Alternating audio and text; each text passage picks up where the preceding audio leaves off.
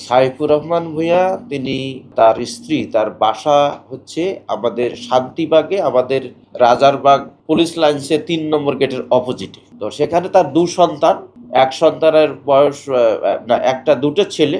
এক ছেলে হচ্ছে ৮ম শ্রেণীতে পড়ে মতিঝিল আইডিয়াল স্কুলে, আর একটা ক্লাস 4-এ পড়ে। তার স্ত্রী নাম সাদিয়া। তারা এই বাসায় ছিল ডিসেম্বর পর্যন্ত। এখনো আছে তার স্ত্রী এখানে। এর মধ্যে উত্তরখান এলাকায় যেটা বলা যায় পুরানপাড়া বাতার, এই জায়গাটায় ২.৫ শতক জায়গা রয়েছে। যে সাইফুর রহমান ভূঁইয়ার যে দাদা শ্বশুর, সে তার এই ২.৫ শতক জায়গা তিনি তার ছেলেকে দিয়েছেন, তার মানে তার শ্বশুরকে দিয়েছেন, সাদিয়ার বাবাকে দিয়েছেন, ইয়ের যে ওয়াইফ, সাইফুর রহমানের ওয়াইফের, সাইফুর রহমান ভূঁইয়ার যে ওয়াইফ।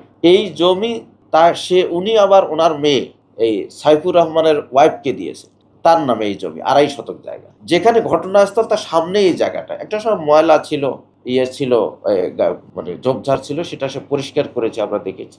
ঘটনার ৩ মাস, অনুমানিক ৩ মাস বা ২.৫ মাস আগে তিনি এই সাইফুর রহমান ভূঁইয়া এই বাসাটি ভাড়া নেন। তো ভাড়া নিলে তিনি এই বাসায় এখানে বাড়ি করবেন বা দেখাশোনা করবেন বা এই জায়গাটায় কোনো কিছু করবেন, হতে পারে এরকম পরিকল্পনা থেকে তিনি এই বাসাটি ভাড়া নেন।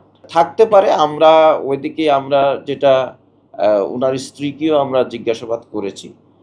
আমরা এই ঘটনায় অন্য ওই যে বলেছি প্রথম দিকে আমরা প্রাথমিক তথ্য কালেক্ট করে আমরা বিভিন্ন দিকে তদন্তকার নিয়ে যে আমরা কোন দিক থেকে সফল হবে আমরা দেখাবো। তো আমরা তখন জিজ্ঞাসাবাদ করেছি, সেই ধরনের আমরা কোনো কোনো তথ্য বা কোনো আমাদের ইনফরমেশন আমরা পাই না। ডেফিনেটলি এটা একটা হত্যা মামলা।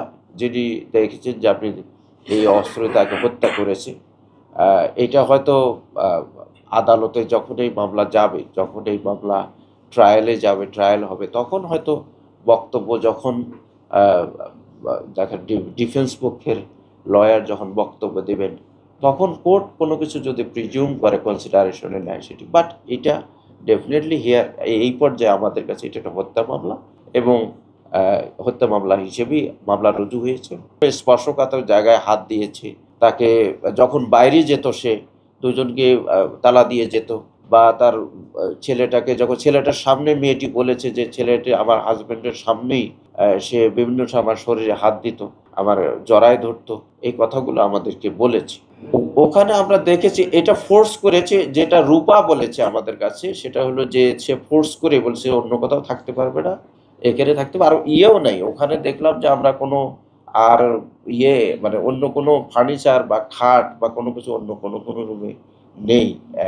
আর ওটা ফোর্স করেছে এই এই ওই ওই ওই ছেলেটাকে মেরে ফেলার হুমকি দিত সবসময়। রূপা বলেছে যে আমার হাজব্যান্ডকে আমি খুবই ভালোবাসি, এই জন্য আমাকে, যেহেতু আমার এই কষ্টের কথাটাও আমি বলতে পারছিলাম না আমার হাজব্যান্ডকে, যেহেতু বলছে তুমি যদি এ কথা ওকে বলো তাহলে তোমরা কোনো কিছু একটা মেরে ফেলবে। তো উনি যখন যেতেন বাইরে তখন তালা দিয়ে যেতেন।